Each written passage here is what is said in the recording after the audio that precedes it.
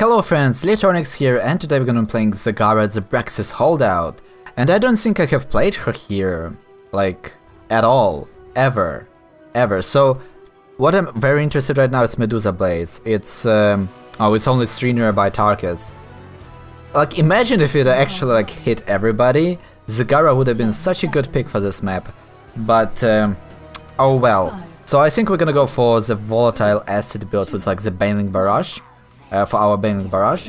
That way we can quickly destroy the Zerg waves with our Banelings, which is kind of ridiculous, but what can you do? Who do they have? They have Marion, Sylvanas. Okay, so we need to be relatively careful about what we are doing. Are they trying to do like the 4-push strat? Team, I can't defend this alone. Team, get out of here, Tennis. Yeah, take that, 89 damage. Oh, that's so low damage. What? That's not how you do it, Artanis. That's not how you do it. Basically what he was trying to do, he was trying to maybe, he was trying to maybe get me, like to maybe catch me, like while he was dashing this way, the prism would have hit, and I would have been transported there. But in order to do that, what he should have done, I think, is he should have casted Q and then immediately casted E. And that way, while he was flying this way, the phase prism would have hit me, and that way he would have done what he tried to do there. I would have been probably caught a little bit off guard. So, like, by the way, I haven't seen Zagara played at all.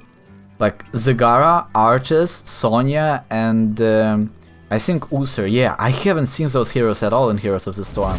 Like, not quick matches, not Hero League, just nothing, just dead silence. Nobody's playing them, and I'm not sure I understand why. Like Zagara seems like a decent hero. Like she has really good push potential. I guess the team fight from Zagara isn't really that strong, but she can set up those cool combos for like the Devouring Maw Apocalypse. And now with the addition of Ragnaros, it's even better because she can... what are you doing, Diablo? Because what she can do is, if Ragnaros goes for Sulphurous Smash, and then Zagara just Devouring Maw somebody, uses Devouring Maw on somebody. Not enough momentum. Devouring Maw on somebody, and then Ragnaros just aims his Sulphurous in the center, and everyone gets a ton of damage and gets stunned. So kind of similar to like Tyrante's stun follow-up. Well, interesting. Like this Artanis, I feel like he doesn't really know how to be Artanis, you know? It feels like he is definitely not a great player, Artanis player, but that's okay. So I think we're gonna go for Medusa Blades. My god, we burned through mana so fast. I think we're gonna go for Medusa Blades for the Zerg clear. Alternatively, we can just go for Serrated Spines and try to break through our Artanis, because eventually he will get super tanky, right? And Serrated Spines will help us negate the tankiness just slightly, so that might help. But I think Medusa Blades is a little bit better. Just we're gonna just play the map rather than... oh no. Oh, Varian actually went for the full protection rather than the stun. That's an interesting choice. Oh no, Diablo, why do you do that to yourself? I think he's so dead. And Varian will kill me now.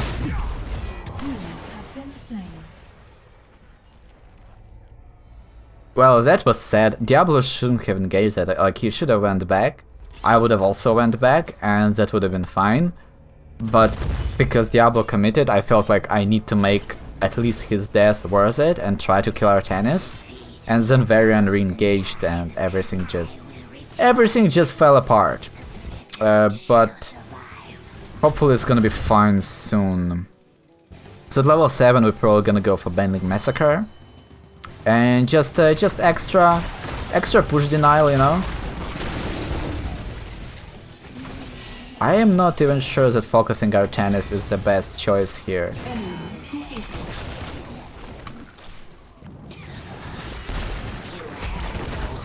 Okay, there we go. I mean, because I can't really focus Varian while he has those protected parries activated, so focusing our tennis sounds like a better plan. And then when I'm sorry, Diablo, I should have waited for him to give him some mana.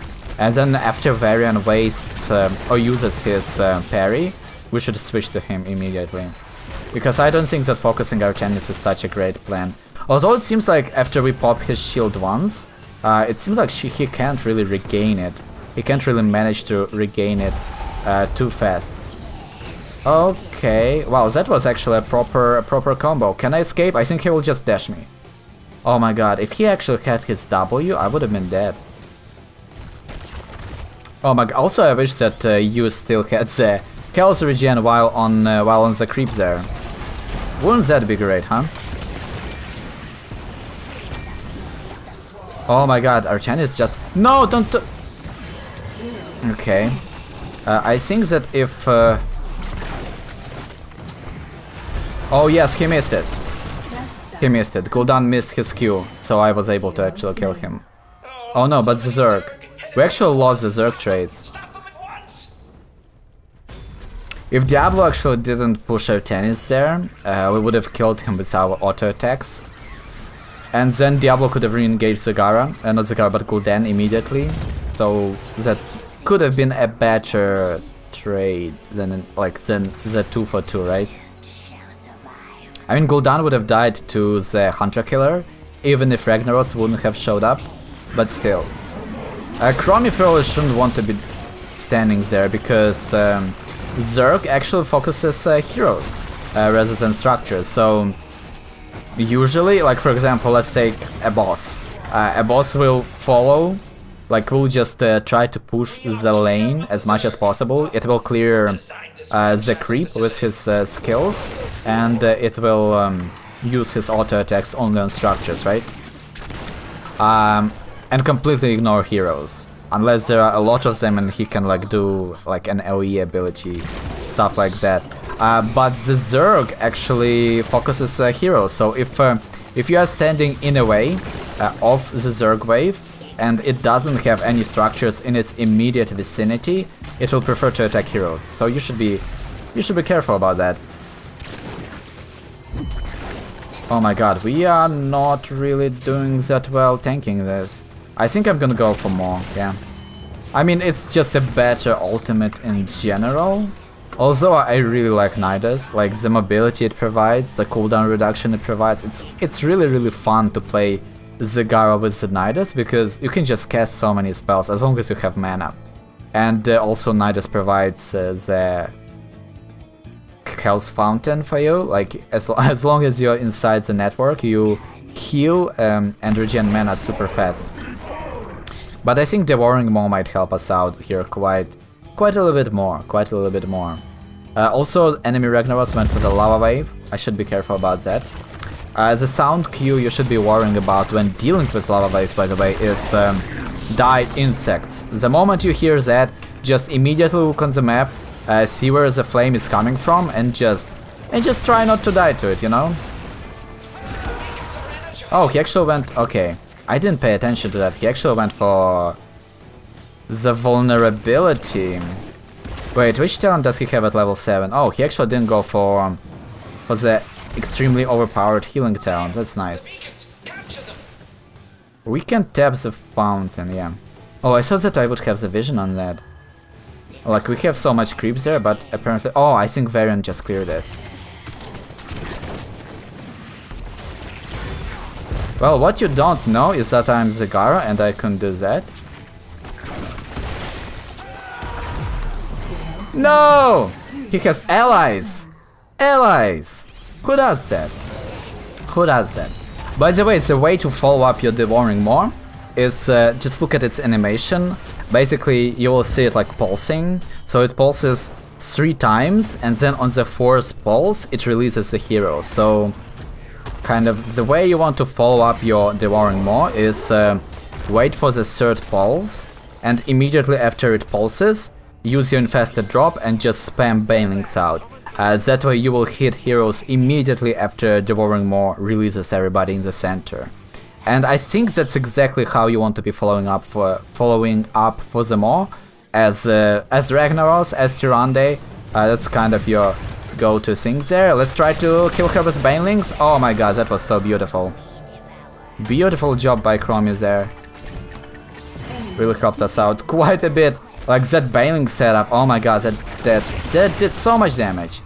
So much damage. So good. So good. Yeah, time traps are useful, guys. Use them. We're gonna go for transfusion, maybe? I mean, I think yeah, I think yes. I think that's kind of the way we want to be doing this, because we're gonna be tunneling heroes a lot. Like for example, Artanis. We are going to be using a lot of our like auto attacks and a lot of our resources to break through his armor and everything. So transfusion just makes sense, because it will also heal us in the process. By the way, Ragnaros should have waited for the Zerg to stay basically in place, because that way... Look at that. Varian didn't do the thing, like he actually decided to tank them. You don't want to do that, Varian. Also, Ragnaros, you also don't want to be doing that. Can we actually snipe Varian with our Banelings? I have no idea where he went. Oh, he just escaped. I don't know where he went. I think he just backed.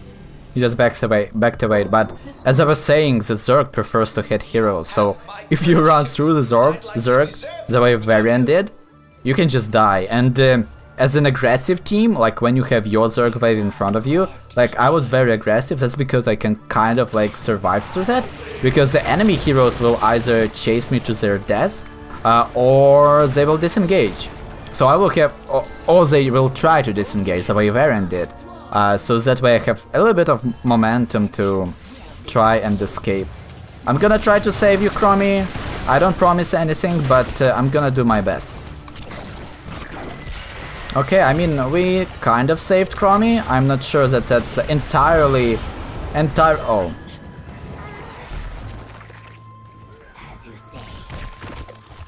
And then she died, but I tried my best. I tried my best, team. Gul'dan has... Oh, he actually went for Reign of Destruction.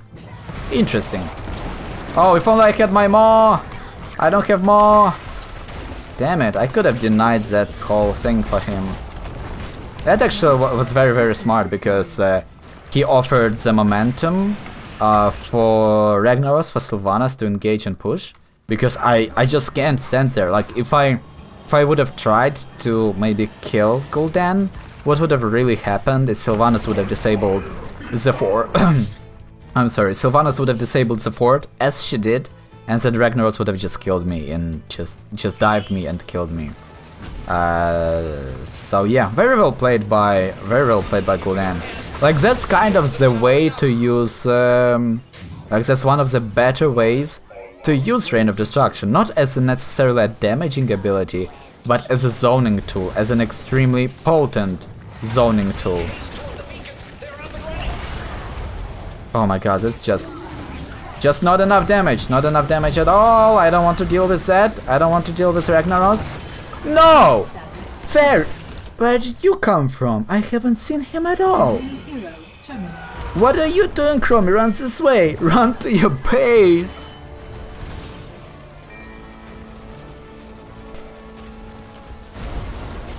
Okay, can Diablo kill them? Ragnaros and Diablo. I mean, Ragnaros can just destroy them all here. They are very low.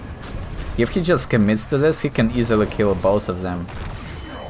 And it's just Gul'dan now. Does he have Spell Shield? Does Ragnaros have Spell Shield? He has Spell Shield, so I have no idea what happens there. Because Spell Shield actually renews Fire Ward. It actually renews as long as you are hitting the hero with the meteor. So you can have like 10 stacks of it. Like, effectively have it stacked like 10 times mid-combat. But I have no idea what happened there. I'm just gonna clear this camp really fast, because that's what we can do with our Banelings. Man, this is a very good talent, like Volatile Acid plus Baneling Massacre. you can like immediately clear camps, certain camps. So that's quite nice. I do enjoy that.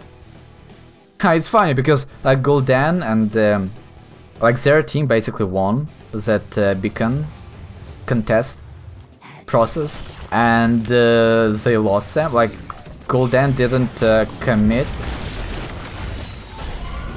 Oh no! Wow, the silence and the blind? Who does that? Can we get a solid... No!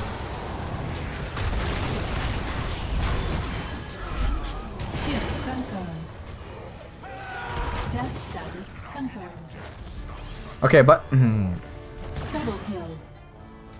Diablo shouldn't have used his Apocalypse.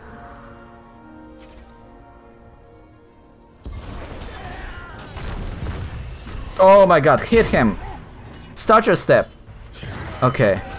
If Gul'dan actually ran, like if Gul'dan walked this way and just casted Q in the process, Ragnaros would have been destroyed, because Ragnaros just committed to it and decided to stand in place and swing his hammer instead of trying to starter step around to orb walk around Gul'dan and try to get positional advantage on him while dealing auto attacks. So if Gul'dan just ran just slightly out of Ragnaros' attack range, he would have survived and Ragnaros would have been completely destroyed there.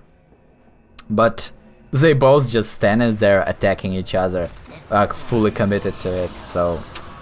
Oh well. I think they both kind of like went all in and thought that they would die, so they tried to do as much damage in the process as possible, but that was a little bit weird. These guys will just die here. Oh, they're actually playing this really smart.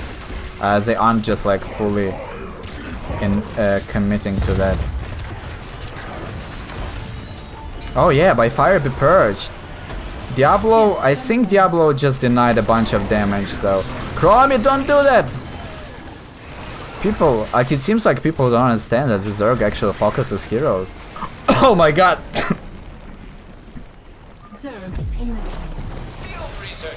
No! How did he kill me? You have been slain. Yes, I have been slain. Thank you, announcer. I know that. I know that. Yeah, we're gonna go for Tyrant Maw. Try to get as many Maws as we can get, I guess. Getting a takedown. So, like you have Raynor with his a card to play, I think the talent is called, and I don't know why Sylvanas did that. And what it does is every time a hero dies, Raynor gets resets on his heroics, right? But Tyrant Maw is only when you get a takedown, so only when enemy heroes die. I actually never really thought about this, but Tyrant Maw is probably overpowered as hell versus like Murky, TLV, like the Lost Vikings. Like this thing can do insane damage to the enemy team. Wait, so the cooldown is 100 seconds, so the moment you get 4 kills, Tyrant Maw resets. So you kill Vikings and then another hero, and the cooldown is reset. Like you literally trap Vikings in the Maw, then kill a hero after that, and the cooldown is reset, so you can set up yet another like position, like team fight advantage for your team. That's ridiculous. By the way, I haven't really been able to get any decent mods this game, and I mean, I'm not really that great at landing mods in the first place, but I definitely feel like we didn't necessarily have the opportunity for it either. Like the way the team fights kind of play out, like we don't really have any good way to land mods whatsoever. I think he actually got hit by Chromie's W there, even though he was trapped in the Maw. Like you saw that, right? Because his health bar changed when he was like first his health bar went into like the stasis mode because he was in the Maw, but then immediately his health dropped. I have no idea what happened there. Oh, Varian is actually a really good tank for this boss. Like, he can just cast protection and then get some healing with talent. Did he go for it? Where is it? Second wind, yeah. So he is actually a quite decent tank for this things there. Also, I don't understand why both of them didn't go for the abilities that heals you for like a bursty heal, because you can get so many procs off of it.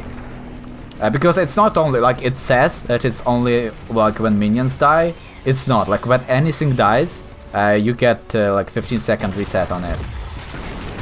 So I don't know why they didn't do it. Also, I don't know why Ragnaros doesn't do his things there. Well, we trapped. I tried to trap like 3 of them. It never really made sense to me the way Devouring Maw works. Like, it always feels a little bit delayed. Like, but when dealing with the Maw, like every time, I swear, every time I try to deal with, like, when the enemy team has Devouring Maw on their side, like, it's an immediate hit and like all of your team gets trapped. But every time I use it, I feel like I just miss by a split second the timing for it, and everyone just escapes out of it. So I have no idea why. And I don't know how to fix that. Like, it has been like that forever, and I don't know what I'm doing wrong.